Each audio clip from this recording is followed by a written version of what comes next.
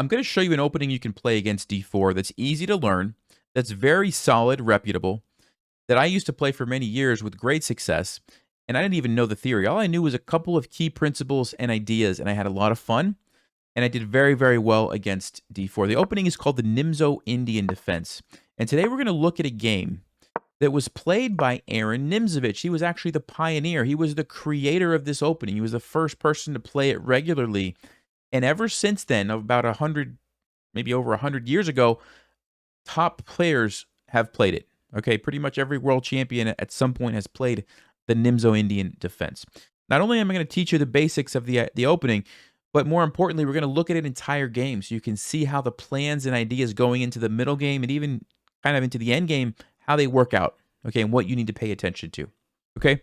So let's go ahead and just jump right into this game. So d4, you play knight f6, which takes away e4. And by far, the most common move that you're going to see is c4, okay? And most players are going to play c4 to let the queen out, and then they're going to put the knight behind to try to play e4. And instead of playing a King's Indian type of setup, you're going to play e6 and let the bishop out here. And your plan is to go bishop to b4, put the pressure here, and in a lot of cases, you're going to trade that bishop for that knight. Now, just in case they don't let you do that, some people do some weird stuff like a3. You can always put the bishop on e7, and you're going to have a totally fine game. Usually, bishop goes on e7, you fianchetto this guy, you can play d5 at some point, move your knight here, and play c5, okay? Totally fine, not a big deal. But most of the time, you are going to get the option to play bishop to b4, okay? So in this game, white plays the move knight to f3, which is a common move, very solid, just developing both knights. And Aaron here actually trades right away. Now, you don't have to do that. You can actually wait. You can castle. You can develop some other pieces if you want. And you can wait for white to kind of chase this bishop away because a lot of people don't like the pin, and they will do that. And then you can trade. But in this game, he just takes it right away. He says, look, I'm giving up my bishop for the knight. I understand that. But I've created these doubled pawns. And these doubled pawns are they're probably the most important feature in the Nimzo Indian. Okay, they're weaknesses, they're targets, and you can take advantage of those as the game goes on, and that's what we're going to see.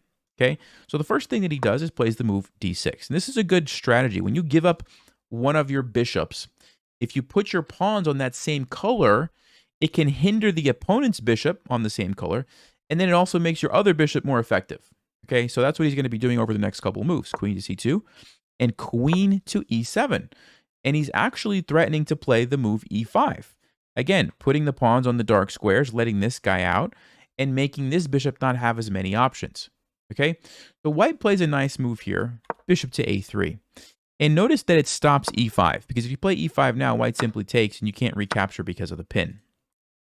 Also, white has the idea that they want to play c5 themselves and trade off their weakness, because they have doubled pawns. If they can go here and just trade it off, they no longer have the weakness. They still have the bishop pair, and they're in good shape. So what do you think Nimzovich played here? Well, the answer is he played the move c5. And c5 stops white from getting rid of their weaknesses. I mean, yeah, you can take this if you want, but I'm just going to recapture. I can defend that if I need to. And you've got now double isolated pawns. That's even worse. So white doesn't really want to take that, but they can't move either. They're blockaded. Okay, that's a lot of times the first step. So when you play the Nimzo Indian, look for this idea of throwing in c5 when it's a good time to sort of blockade those pawns, those targets for you. Okay, so let's keep going. White plays the move g3. Now, normally g3 is a pretty nice idea for white. You fianchetto the bishop here. You get some control across the board like this. But there's one drawback in this particular setup. See if you guys can figure out what the drawback is, and then I'll tell you. Well, if you had a chance to think about that, the reason that maybe the bishop going here is not the best in this particular opening is that this pawn and this pawn are weaknesses, right? If the bishop stays here, it actually defends the pawn on c4, which can be a nice thing for white. So maybe like e3, bishop d3, or bishop e2 makes more sense.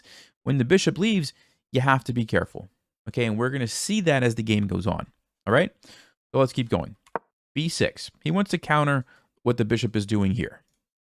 And it also supports c5, so it's a good idea. Bishop g2, bishop b7.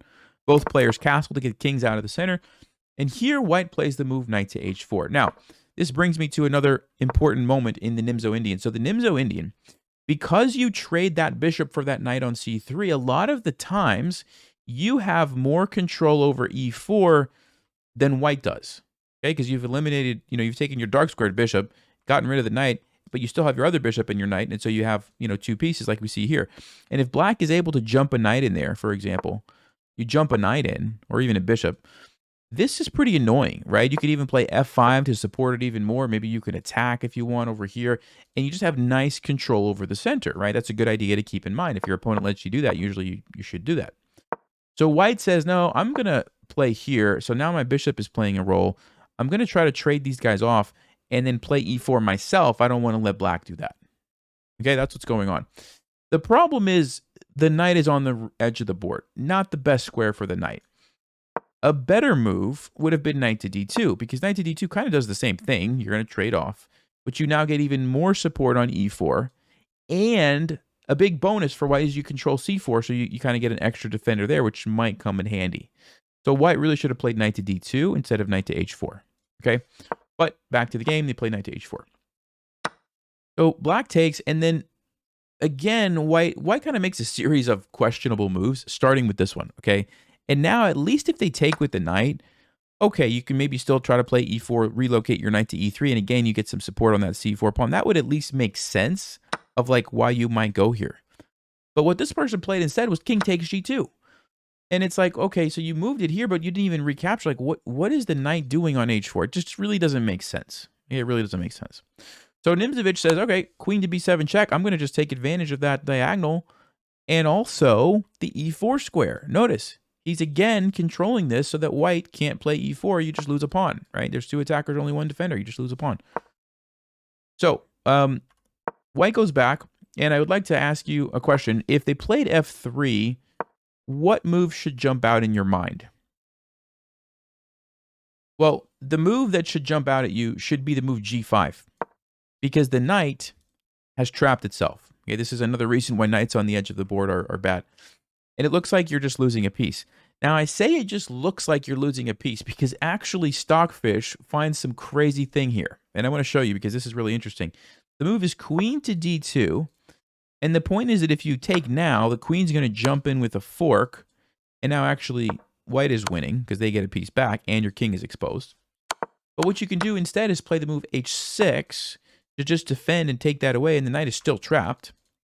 But then Stockfish finds this move, king to f2, threatening to save the knight, so you have to take it now if you're going to take it. But then watch this. The queen comes in, attacks your knight, and let's just say you try to defend. They're going to take here, open up the rook, and all of a sudden white's actually somehow winning the game. So very, very, very weird position. I just wanted to point that out to you guys. But normally speaking, a knight like this that can get trapped is a good thing. In this particular case, you have to be careful because of the counterattack on your king that's exposed. It just doesn't quite work out. Okay, and then you pair that with the fact that when they recapture, it opens up the G file, and it's like this just really weird situation. But normally, you have to watch out for the knights on the side. Okay. However, in the game, white just simply played king to G1. Okay. So here, black plays. Sorry, got a text. Let me just turn that off. All right. So here, black plays a nice move, queen to a6. And notice they are putting pressure on the pawns. Well, not really this one, more the c pawn and also the bishop.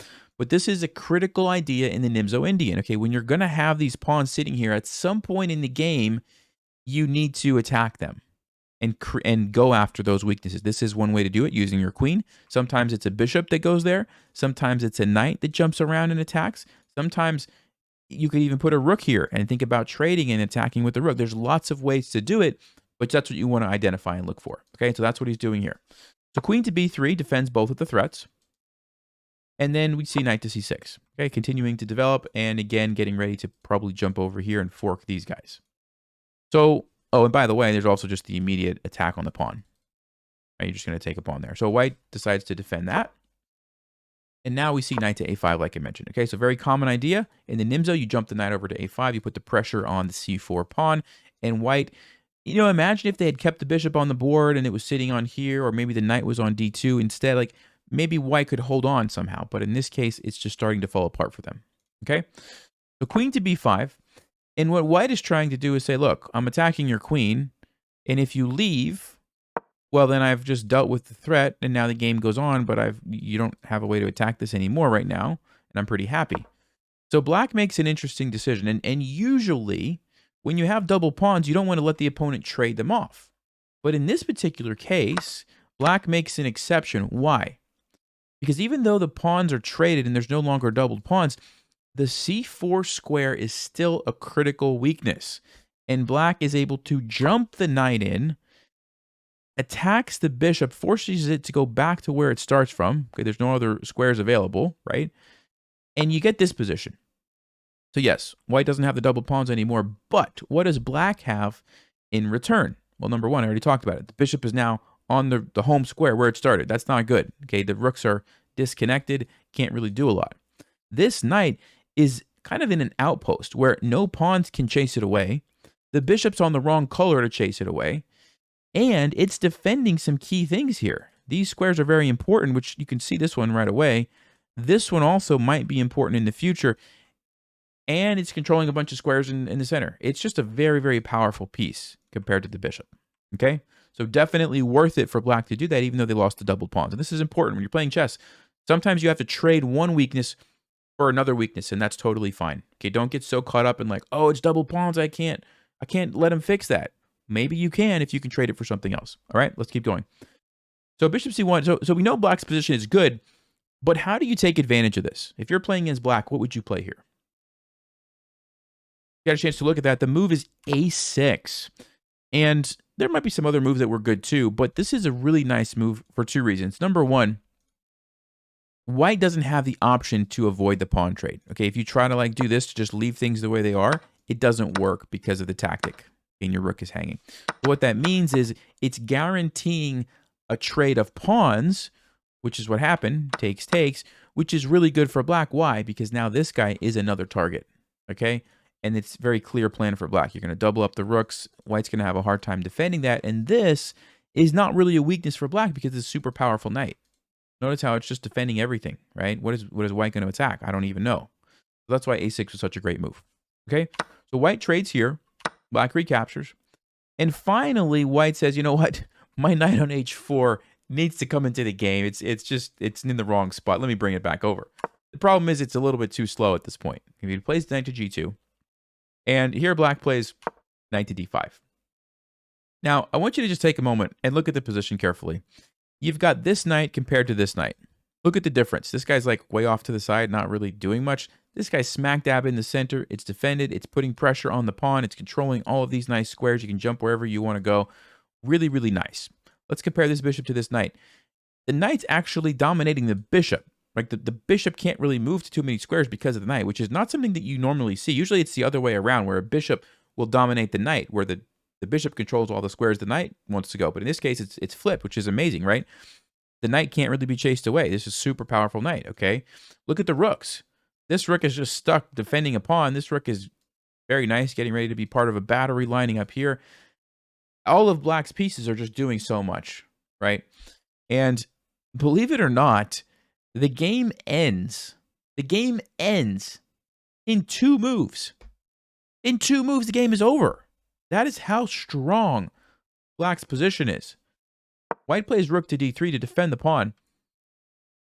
Black plays rook here, lining up. White plays e4 to attack the knight.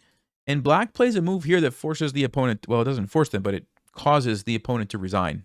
What did black play? What did Nimzo play? Well, the move is knight to e5. And it's a very powerful move because if you look at the rook carefully, you can't stay along here to defend your pawn. Right? All of these squares are controlled by the knights. You have to move the rook away, and then you're going to lose the pawn. And it actually gets worse than that. For example, rook to d1. It happens with a tempo on the rook. You can't go here to save this pawn because you walk into the fork. But the only place you can move the rook is back to f1. Notice how all the pieces are like getting forced back to where they start from. Like the bishop came out, then it got forced back. The rook came out, now it's getting forced back to where it started from. It's just incredible. And then after something like captures, you throw in this in-between check if you want, and captures. Look at the position. White has no way to save this pawn. The pieces can hardly move, and black's just going to have 3 connected pass pawns, or well, 2 pass pawns, but 3 extra pawns, and he's going to win easily. And so right when black played 95, white resigned. Said, nope, I'm done. This game is over. That's it. So really, really instructive game on how to play the Nimzo Indian. Like this is the plan, and it's not that easy for white to figure out how to stop it. Okay, so if you want to play the Nimzo Indian, just remember, get the bishop out there. You don't have to take it immediately. Sometimes you can wait till they chase you away, or you can. It's up to you. Try to make sure you focus on these guys. That's usually where your target is going to be, and look for the weird moves that your opponent makes that don't make sense, like putting the knight off to the side, right? And then you take advantage of that over the course of the game. Super instructive game. This came from the book, The Most Instructive Games of Chess Ever Played. I have it over here. I would say you could buy it, but it's like old school notation, so it's kind of hard to follow. Anyway, I hope you guys enjoyed that, and I'll see you next time. Stay sharp, play smart, and take care.